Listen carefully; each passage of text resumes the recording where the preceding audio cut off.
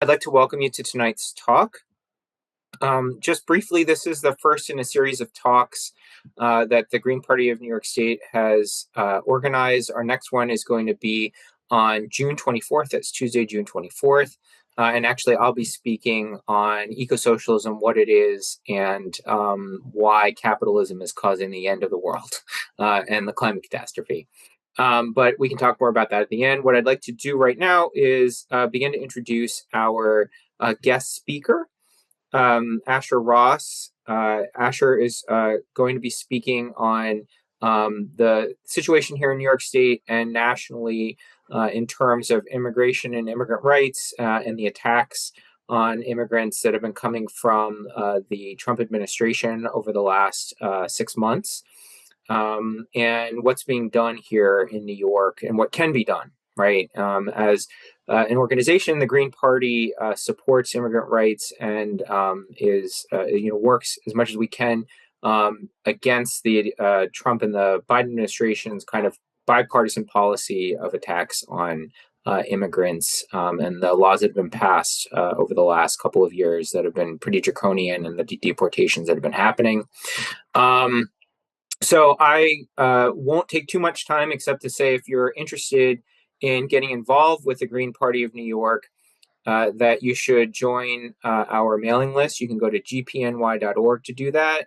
You can follow us on social media. We're on Instagram, we're on Facebook, we're on Twitter, and we would love to have you follow us and get involved in organizing and the fight.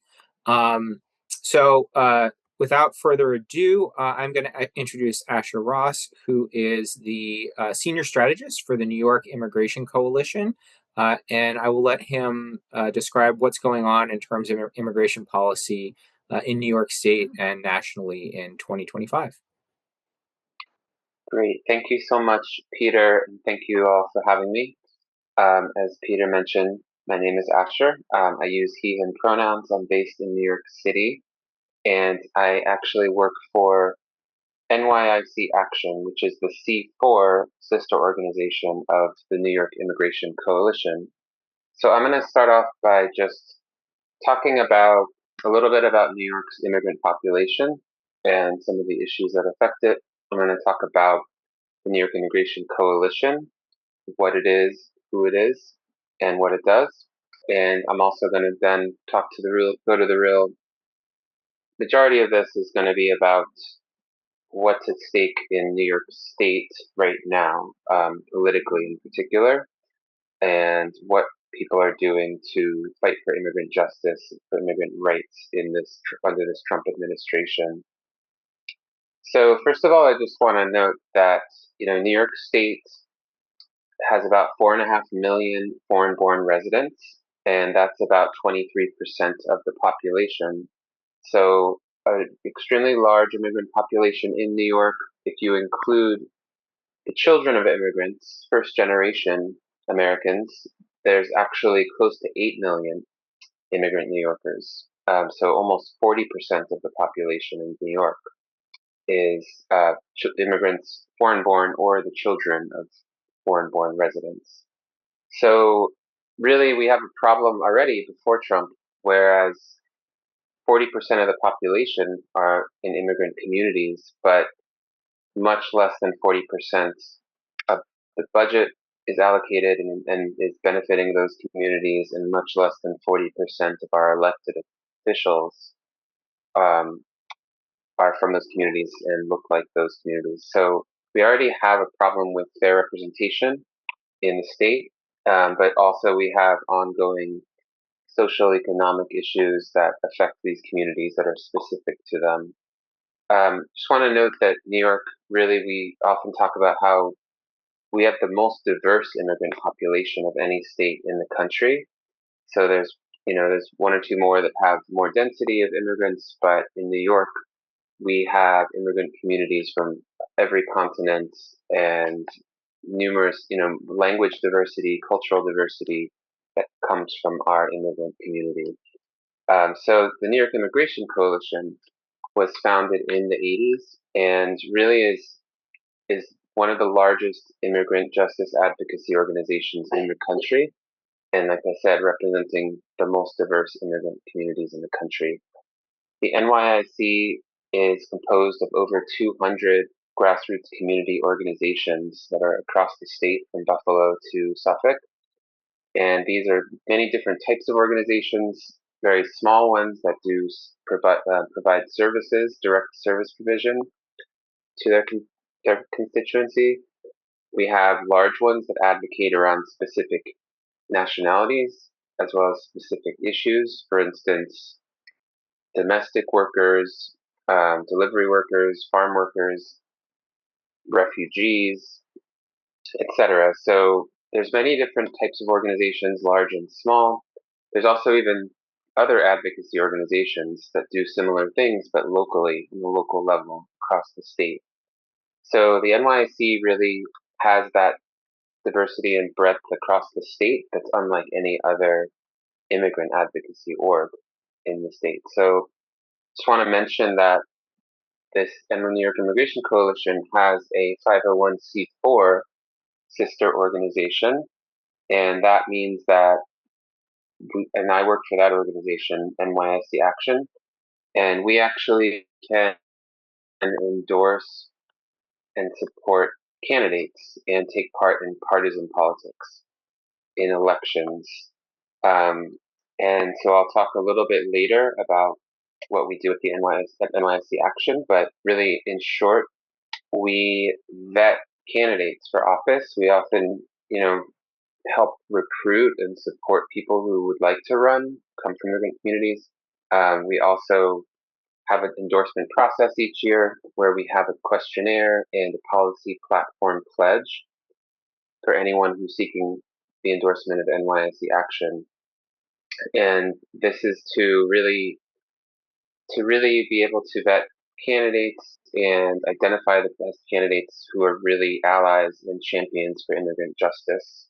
So I'm going to just provide the link for NYSC Action. In that site, you can see our questionnaire, you can see our policy platform pledge, you can see the list of who we've endorsed in this year's New York City elections. And then I'm also going to provide the link for the New York Immigration Coalition and our website for the C3. And I'm just going to give you a pretty high level summary of what we've been working on this year and our campaigns for both for budget demands at the state level and the New York City level, as well as our legislative campaigns to pass bills protecting and strengthening immigrant rights. And I'm going to make this a pretty brief presentation. There's a lot of policy details that we could really go deep into, but I'm going to keep it pretty high level, hopefully, and I'll be happy to try to answer questions later. Like I said, I work for the C4, NYSC Action.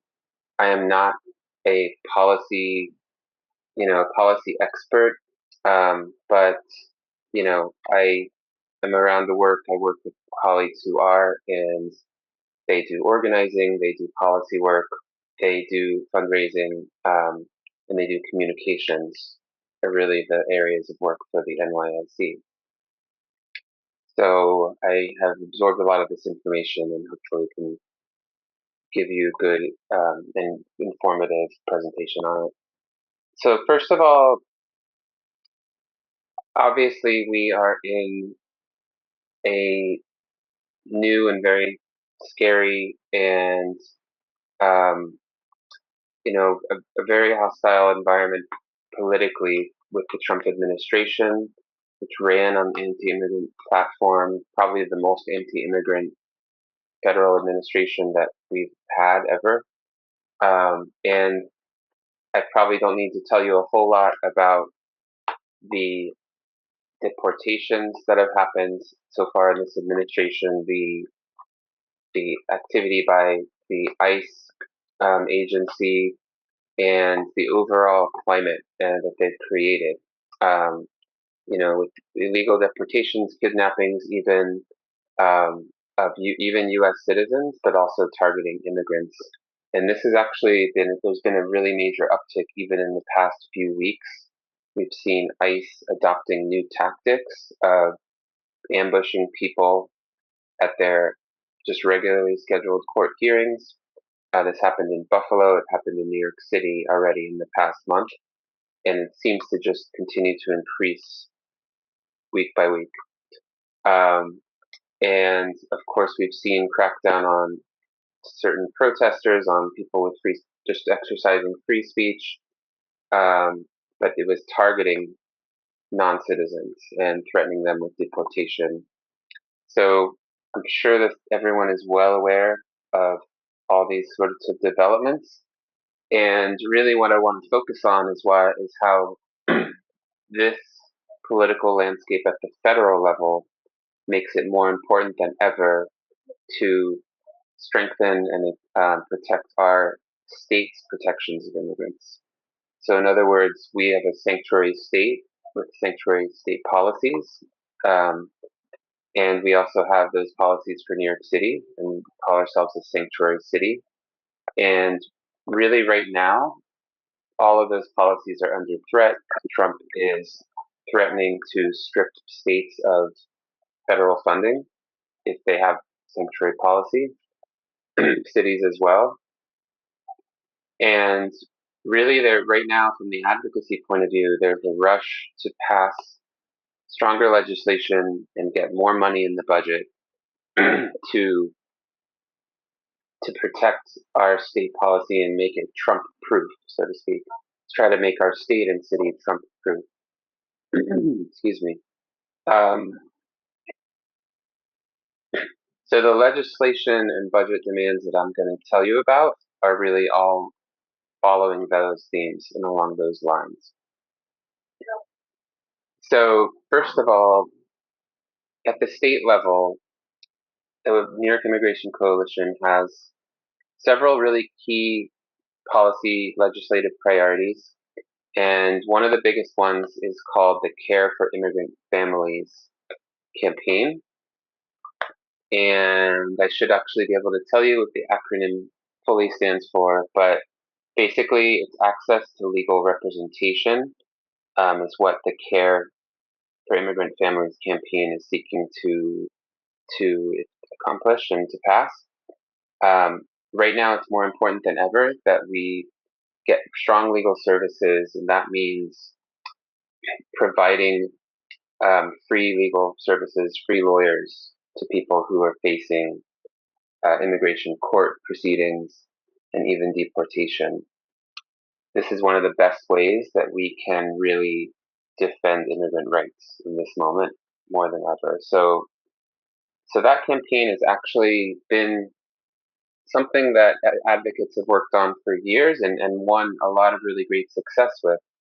And in the past few years, we've managed to double the actual budget for legal representation, so and legal services. Um, Basically, this year we were demanding $175 million in the state budget for these free legal services and improving legal structures. And the budget process has wrapped up in New York, um, and it wrapped up a few weeks ago, and $64.2 million ended up being allocated to immigrant legal services through the Office of what's called the Office of New Americans of New York State. And that level of funding is about the same as it was last year, but much, much more than it was 2 years ago and prior to that. So we did not get the 175 million, but we did at least maintain a sizable budget allocation for those services. The other part of the campaign is to pass something called the Access to Representation Act and the Building Unrepresented Immigrant Legal Defense Act. And neither of these things have passed yet, but these would codify, some of these services and make them more durable programs rather than just have to be passed in each state budget every single year and be subject to vagaries of politics at any given time. Another really big priority I want to mention is our language access campaigns.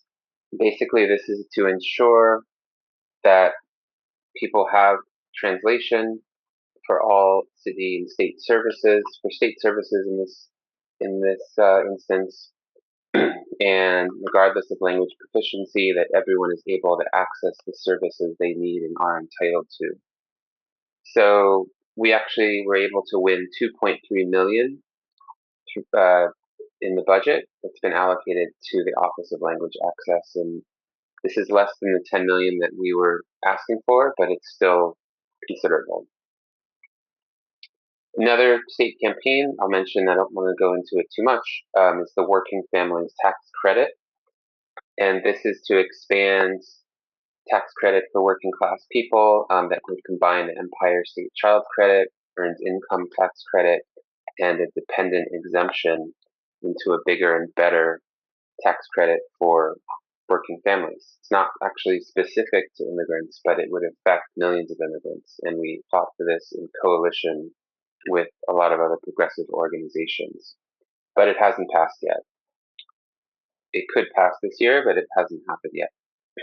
The last thing for state priorities is, and this is really the most important one in a sense, and the one that really is hanging in the balance right now that I want to really draw your attention to the most, is the New York for All Act. The New York for All Act, we have been fighting for this legislation the past few years, has not won, but in this moment, we really do need our elected officials to pass this bill. It would basically prohibit any coordination and collusion between New York State agencies, including police and sheriffs, and federal ICE. So this would prevent our government agencies and police force from disclosing sensitive information, from coordinating, from diverting personnel and resources to federal immigration enforcement. This is very close to passing, and we had actions today and throughout this week. This is really in the final home stretch of the legislative session when this is possibly going to come to the floor very, very soon. And it's sponsored by Senator Andrew Gennardis, a state assemblywoman Karina Reyes, and this is our really big push that's happening right now. Hasn't passed, but I'll tell you later what you can do to take action to support the passage of that really important bill.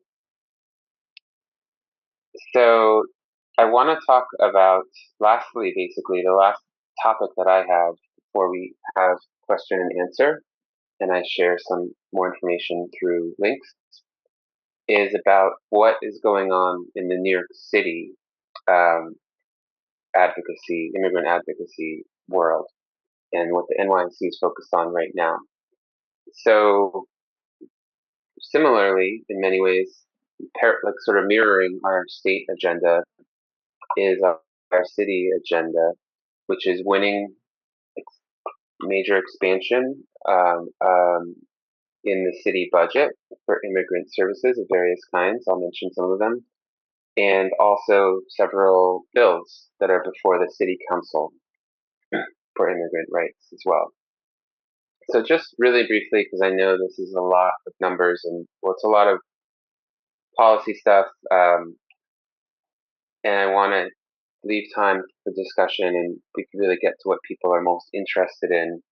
But I'm going to mention that also basically this is all up in the air as far as New York City, because the New York City budget usually gets passed in June. So the state budget usually is passed in April. This year it was several weeks late, but it did eventually pass in late April. And I believe it was actually, I'm not going to say the number because I need to go back and look it up. But New York City has a $200 billion budget and has some really critical programs and critical services for immigrants. Some of what we've demanded in this year's city budget, which again will be passed in June, is to maintain and expand 180 million in funding for legal services. So as I mentioned, while we were able to get 64 million from the state for legal services, we actually want even more from the city. and we tend to get more from the city, actually. So I described some of those services previously. So it's split up in various ways, the different programs, but it's all under the umbrella of legal services. Another demand is actually to divest from ICE and abolish ICE transfers and contracts. Right now, there's $10 million in city contracts, and we want to actually divest from that and redirect it to immigrant legal services.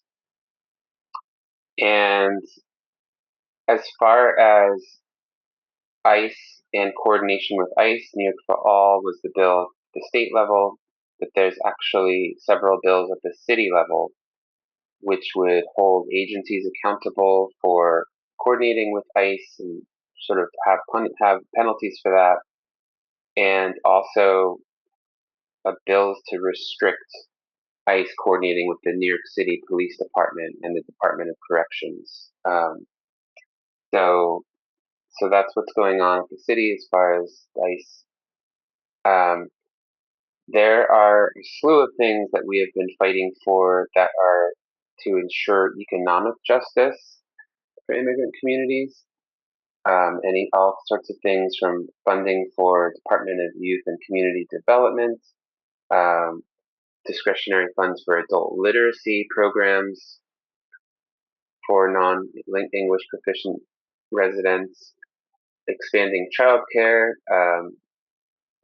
various programs to also expand municipal banking. And I want to mention that we have bills in the council that would expand street vendor licenses and reduce criminal liability for street vendors. And those are big legislative priorities for the city. Just to name a few other priorities, we're fighting for budget to create a New York City community interpreter bank to expand budget for census outreach to make sure immigrants get counted in the census, and more. There's a program in New York City called Access Health NYC, which is healthcare, subsidized healthcare, including for non-citizens and undocumented citizens. We want to renew the $4.5 million that the city provides for that program. There's also a tenant rent voucher program, rent subsidy program, which we want to protect and expand. All right, lastly, there's several education policies that we're fighting for at the city level. Basically, having more Know Your Rights workshops and legal clinics through community organizations and funding and supporting those, multilingual materials on immigration law, and investing more money in $4 million in immigrant family communications and outreach to improve school access for immigrant families. So that was a pretty detailed walk through what immigrant justice advocates are fighting for really specifically in New York State and in New York City. There are many other small local campaigns and actions going on, but I wanted to really talk about what advocates are focused on beyond just reflexively reacting. And obviously, we want to stage interventions and fight back against deportations and restrictive immigration policies of the federal government, but we also have to keep our eyes on state and city policy, state and city budget, and strengthening state and city policies when the federal policies are really lacking, if not even dangerous and threatening to immigrants. So that really is what I wanted to share about what's going on. I hope you got especially information about what we're doing to fight back against ICE and the Trump administration's use of ICE and deportation. And that is the focus, and that is where I would really urge you to get involved and take action. but I'm going to pause on the call to action and the actions that you can take specifically, and I guess go back to Peter.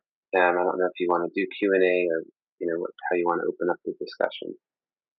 Thanks, Asher. Yeah, let's do some Q&A if people have questions. What I'd like you to do is to raise your virtual hand, and I will call on you through a progressive stack. So if you could do that, if you have questions for Asher, please raise your virtual hand. And for those of you who may be unfamiliar with Zoom, if you click on the bottom in the button that says React, there'll be something that says Raise Hand.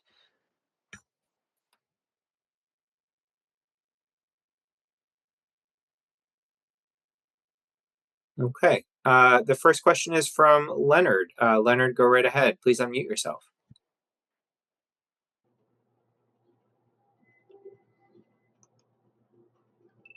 I'm unmuted. Yes, go right ahead. Video. Okay. Thank you. You started talking about actions, but didn't get into specifics. And I wonder if it's appropriate to talk about nationwide action that's happening on June 14th. Today, I received an invitation that I passed along to all of the Nassau Greens that I know from an organization that is not affiliated with the Democratic Party and is sponsoring that march. And I know that things are going on all over. I don't know how many people are on this call from Nassau County. I don't think very many, but I think there are lots of things going on all over New York State, and I wondered if you wanted to comment on that.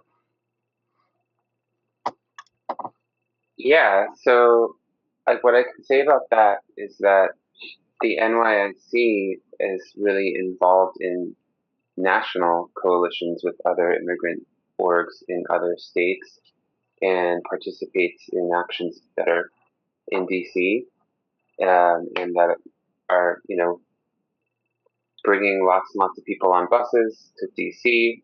We will have buses, for all the major marches, protests that are happening for the federal level. I can't speak to exactly when, basically like what the logistics of that look like, but I do know that the NYIC is going to be participating, and actually on the website, if you go to the Take Action part of our website, I'm going to describe to you some of the actions you can take as well, but you can also go there to see information about specific events coming up.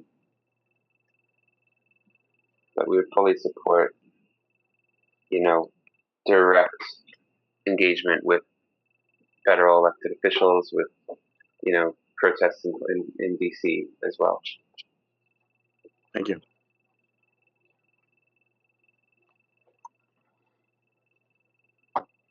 I think we have somebody else on the stack. Asher, I don't know if you're still looking for that information. Maybe we could have Jeff ask his question, and then you could respond with the information and then to Jeff's question.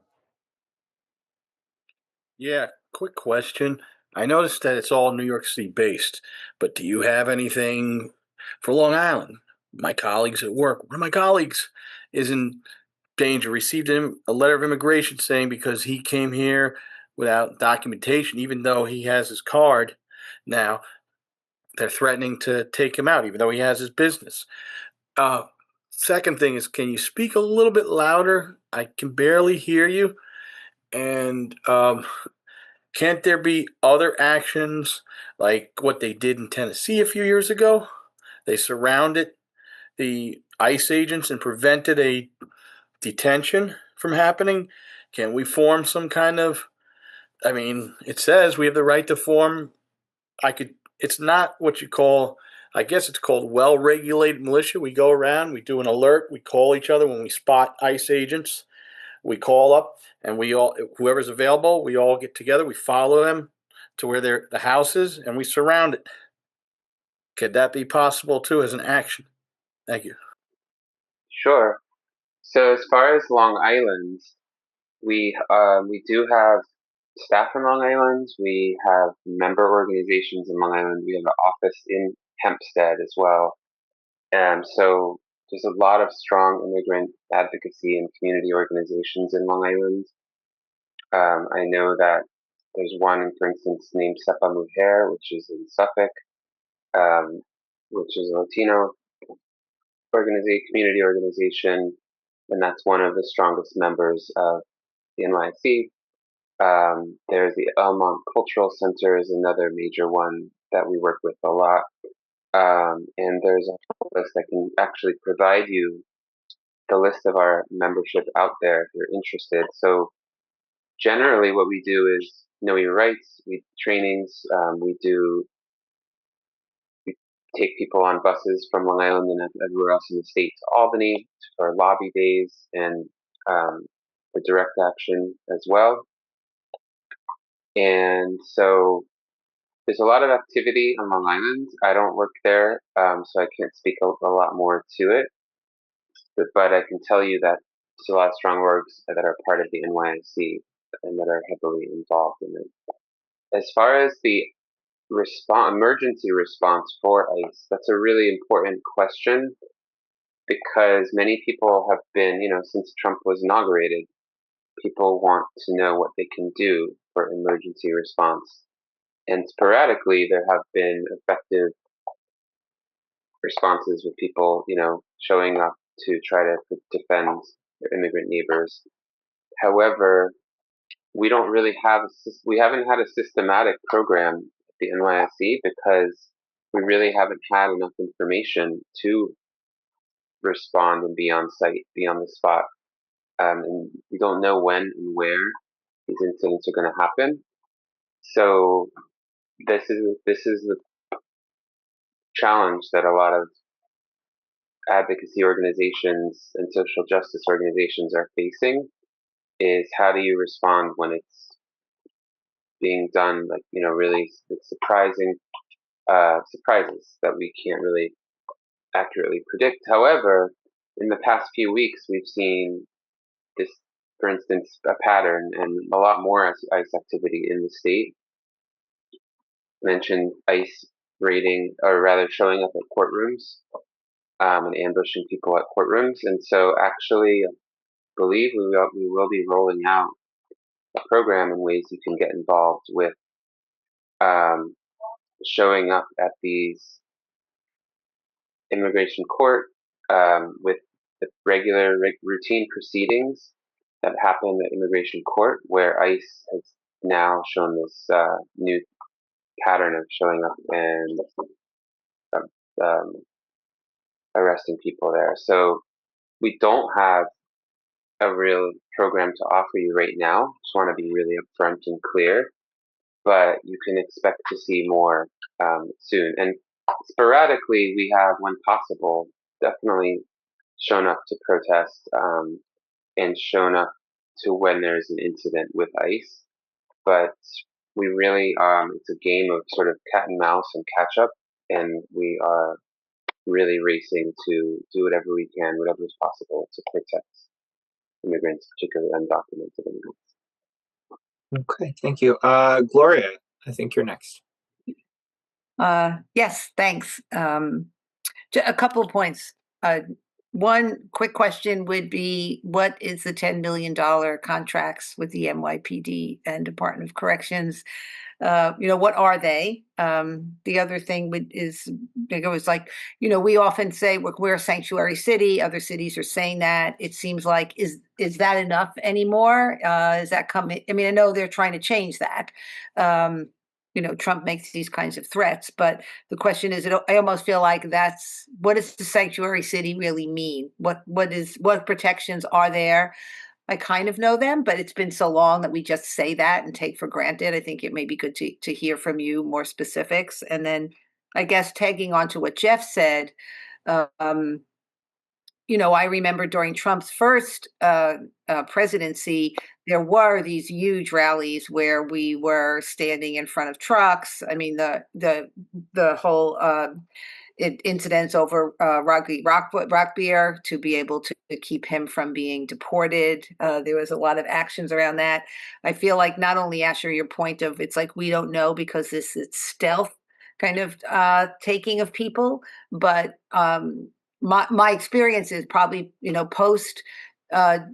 post George Floyd, the NYPD, they're militarized even more, and there were people outside the courtroom just a few days ago who were pepper sprayed and basically beaten by the police, and over 20 people were arrested when they were protesting that that immigrants were being taken from court after their hearings. So sorry, I know that's a lot, but thanks. Yeah, no, thank you for that.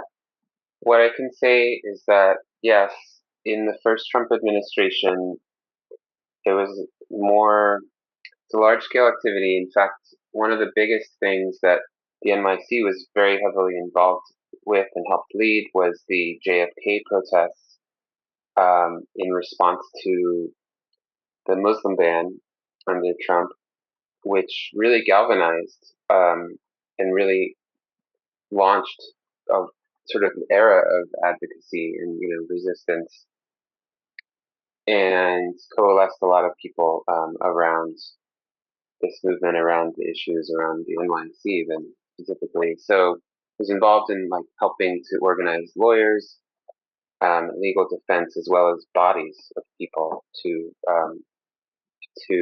take active direct action and even civil disobedience.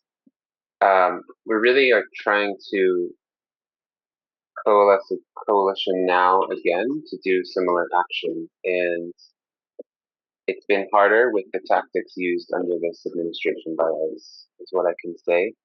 But I think that there have been large scale demonstrations. There was on May Day, as you may have seen, like definitely in New York City. I'm not sure about other cities and municipalities in the state. There's been generalized protests, but there haven't been many that are in response to federal actions and showing up on site, to do that sort of disobedience and protest. So I hope that we see more targeted action coming throughout the summer too.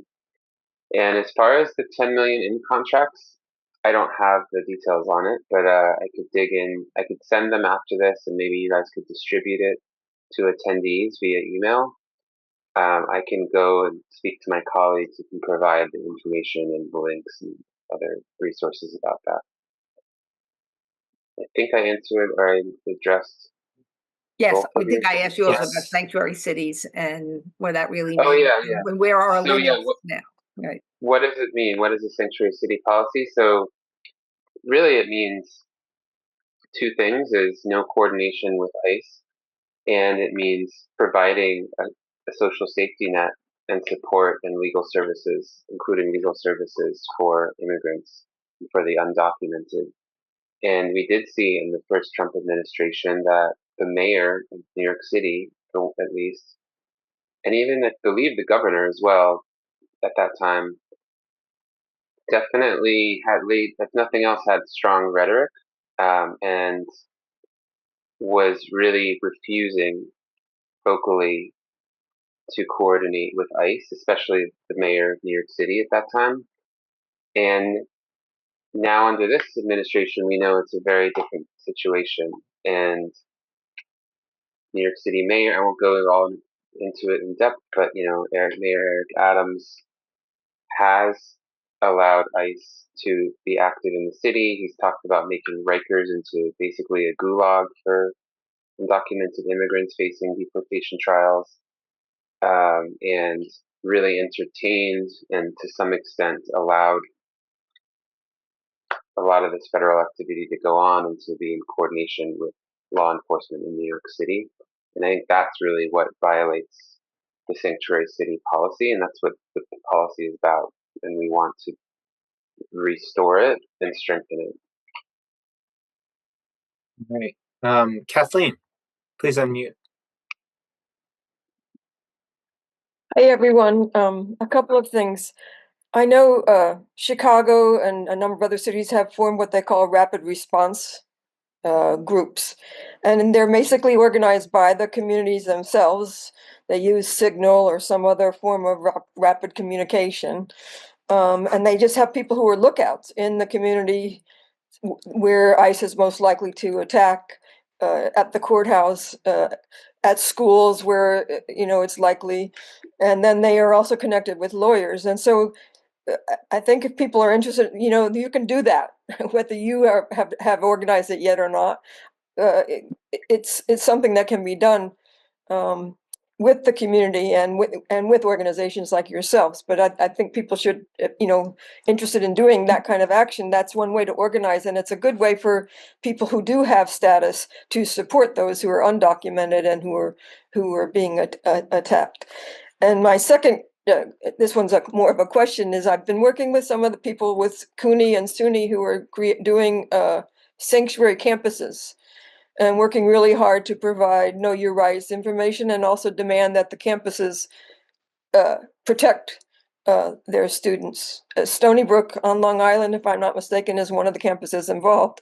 So I was wondering if you are also part of work with the campuses, and it seems to be fairly effective from the people I've spoken with. I'm in Buffalo, so UB and Buff State aren't yet sanctuary campuses, but there's sort of a positive atmosphere towards doing something like that. So I was just wondering what your experience with that was. Right. Yeah. Well, it's a great point about local groups, sort of ad hoc, in various places, have organized some emergency response, and that really makes a lot of sense when people really have eyes and ears in their community and can react and respond quickly. And we hope to build infrastructure to support those groups, but I can't say that we really have that established at the moment.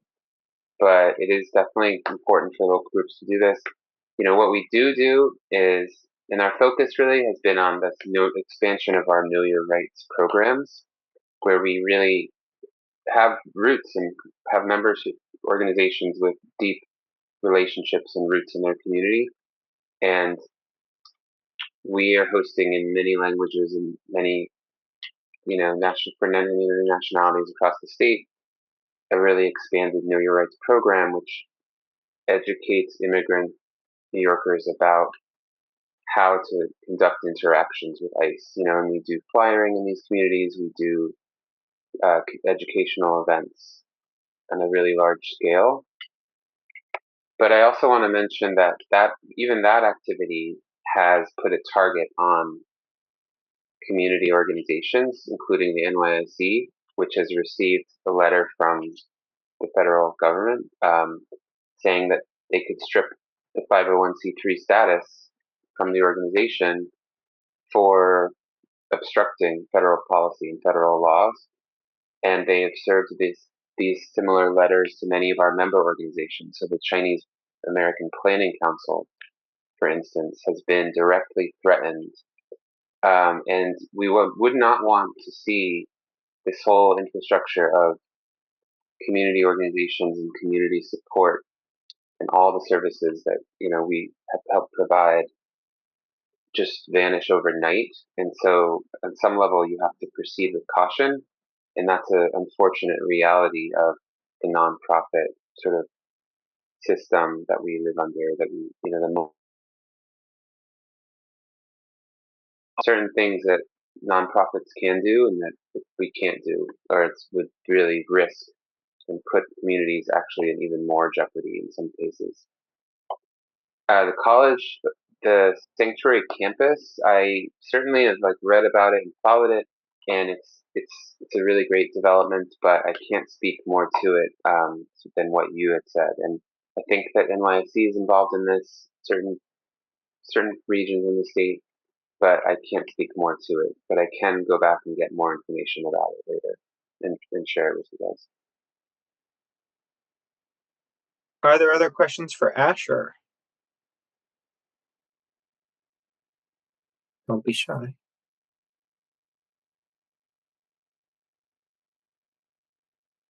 Other questions?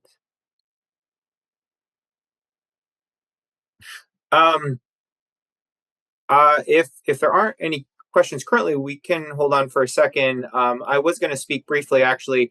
I think, Kathleen, it's interesting you brought up the sanctuary campus movement, given what I was working on my campus just in the last 2 months or so. So maybe I will address that, and we can give Asher a short break before we come back and have kind of a return to call to action. So let me let's see. Boom, boom, boom, boom, boom. There we go. These are always fun moving this around. So I do want to briefly address the campus issue because it is an important one. And I also want to briefly say I didn't really get a chance to talk about this. I should have a little bit earlier about the Green Party position on all this, because it influences what's happened and what I help do at SUNY Oneonta campus. One that, the Green Party is a party that has at its core a mission of social justice. And for those of you who are interested in the Greens and have come to this forum, you can take a look at our national platform online that talks about pathways to citizenship and ending deportations and abolishing ICE. Right, ICE has only been around since the second Bush administration, George W. Bush. And it's something that Democratic and Republican administrations have refused to get rid of, even if you have someone like AOC crying about deportations. Democrats, Republicans support these kind of deportations, and this is disturbing and unfortunate, right? Even with the rhetoric, and the Green Party has always opposed them, and said that they're a tool of big business and racism, right? I mean, there are these twin things that are linked. It allows for creation of super vulnerable workers that are used in industries like labor and in agriculture, right? This is something that I taught at SUNY Oneonta over the last year or so, and the students were, I think, flabbergasted to see this. But deportation. There's a reason Obama was called the deporter in chief, and we opposed it then, and we opposed it under Trump, and opposed it under Biden, and it's been ramped up, right? And we're here as a party to say that we need solidarity with our immigrant brothers and sisters, and that their fight is our fight, right? And that they are human beings, and do not deserve to be demonized and deported and sent to gulags, but that this is part of a broader strategy to profit off of us through repression, and to divide us. And so in that sense, I teach at SUNY Oneonta, it's a small campus about an hour or so west of Albany, New York. And I had two students come to me in the spring semester and address concerns after Trump was elected and say, Professor, what is the campus going to do if, the ICE starts to show up, right? And they couldn't get a good response from the school administration, who kind of gave them platitudes. And so I said, well, we have to do something on campus to fight back. And there are campuses that started to do that. I know Borough of Manhattan Community College in New York City with CUNY passed a sanctuary campus resolution pretty quickly. And so I decided to draft one. This was because I had one of my students is from a Caribbean country of Trinidad, and said that he had gotten an email, even though he had a legal visa to be in the country, that ICE had said that he might be illegal, right? Didn't know what to do. And as the semester went on, essentially was told he should not leave the country, right? Even though he wanted to go home, doesn't really have the ability to stay here. I mean, this is just horrendous. We have over 123 students on campus. We have faculty who have been harassed coming into the country from foreign conferences, and staff members as well. And so, it's imperative on us to organize. And so I, along with other colleagues, drafted a resolution, which I could share with anyone who would be interested, using it as a template that said that, the campus would be a sanctuary campus, right? That we would use our power as much as possible not to cooperate with law enforcement that come trying to get information on immigration status, right? Short of a court order, which is essentially what sanctuary status is, right, for cities. Now, Governor Hochul has an executive order, right, saying SUNY should not cooperate, but those things can go away. We need positive statements and we need wins, right? And we need to show people in our communities that we're fighting with them and alongside them. And so even though it's a small thing, right, it's an important thing. We passed a resolution that said we're not going to cooperate if these officials show up. We're going to do everything we can to protect faculty, staff, and students that are under threat. And we're going to find a way, if students don't feel they can come back to campus, to help them complete their education, right? And I think that's really important. And I think this is something that we can do in localities, fight for not just the school level, but municipal level as well. This has been done around the country. And Asher's right. The Trump administration is ramping this up to 11 beyond what the Biden administration did to just Biden administration cracked down on pro-Palestinian protests, and a lot of the crackdowns are over what they say is pro-Palestinian activism. It's really just whatever they don't like, but it's ramping up to 11, and I think that we have a duty to organize and to do so and to push this as much as possible. And whether or not they threaten us, we can't back down in the face of creeping authoritarianism. So if people are interested, I can talk about it. I was very happy that the resolution that my colleagues and I drafted had full support of the faculty on campus. We managed to pass it earlier in May, but it, to me, is a major win at a campus that isn't necessarily known for being very political. It's not Stony Brook. It's not a New Paltz where they had big encampments last year, but it shows that there's broad support for policies of inclusion and defense of international students, colleagues. So I'll leave it at that. If people are interested, I can certainly pass on information as to what we did. I would love to help spread this around New York State as much as possible. And I'll turn it back over to Asher if there's anything else he would like to add in terms of what people can do, how they can get involved, and join the fight. Yeah, definitely. Thank you for that. And I just want to share a couple links. I see the chat is disabled at the moment. It's possible to open that briefly, or we can send hold it on. out. I think we can. Let's see here. Sandy or Cassandra, do you know how to open the chat so that Asher can post something? Got it. No. I think If you want to screen share, you have to be made co-host. Oh, well, no, I don't need to screen share actually, but I do see the chat now. So I turned it on. Thank you. Thank you. So yeah, first of all, one way you can take action is digitally by emailing your elected officials. And so we have a tool that I just put a link to that has a prepared form letter that you can customize and send to either your Congress member, or your state or city. If you're in New York City, you can send it to your city elected officials. And it's about protecting sanctuary cities and state sanctuary policy. So I really encourage everyone to do that. It's very easy, very simple. And I also want to just put in one about volunteering with the NYIC. You can volunteer for all sorts of community events, that are pretty apolitical in a sense, but are a great way of supporting immigrant communities, or even some of the advocacy work coming to actions as well. So if you fill out that form, you get on that list to volunteer. You will get to get a lot more information, and you can actually do volunteer activities. One other thing is you can get on the NYIC's email list if you'd like to. I'll put the link in for that.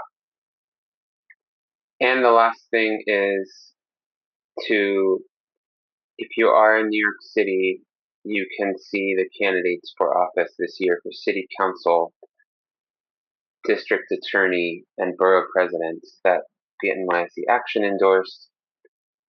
These just full transparency. These are people running as Democrats. So make what you will of that, But I do want to just share that there are some elected officials and candidates that are much better than others. And we've vetted them, and we can recommend voting for these particular candidates, and you can get involved in their campaigns as well. If that's something you're interested in. I will say that some of the best allies in elected office for NYC have been the furthest left and the socialists in most instances candidates. The 11 socialists that are in the state legislature and New York City Council. And so we work closely with them and we really align with them in politics. And some of them have been great champions for these issues. Thank you, Asher. I think we have when we have another minute or two. Deborah, I see your hand raised. Maybe you have a short question. Yeah, I just wanted to know, do you have like flyers in Spanish and in different languages? Because I live in an immigrant community and a lot of people don't speak English, so. Absolutely. So yes, this is something I'm very proud of with the NYIC is the multilingual materials, and translation at our events and everything else. But in particular, there are lots of translated materials and lots of things in Spanish. And I would actually direct you to, I'm going to put one more link in the chat that's related to that. And I have there's many people in my neighborhood are Spanish and also from Bangladesh, so Bangla. Definitely. So if you, we have all of this resources and materials that are nicely packaged in what we call our community toolkit. And this is really mostly centered around Know Your Rights resources, but I really encourage you to go to that site that I just shared. And you can see down below, there's Spanish, Arabic, Bengali, Burmese, Chinese, Creole, French, Swahili, Urdu, and Yoruba. The toolkit is available in each of those languages, and you can check out what's in there. And hopefully, one of the things, for instance, is a flyer you can print out in all those languages about knowing your rights when engaging with ICE. And that's one of the best resources we actually have is these flyers in different languages about simply putting with good graphics and visuals, etc., that you can hand out, and people have really responded well in many immigrant communities to that. All right. Well, I want to thank you, Asher. This was very informative, and I also want to encourage people to, subscribe, get involved with the NYIC and the actions that are coming up. Like people said this week and on the 14th, the big actions. The Green Party will certainly be involved at the local and at the national level. If you'd like to get involved with the Green Party, please join us at gpny.org.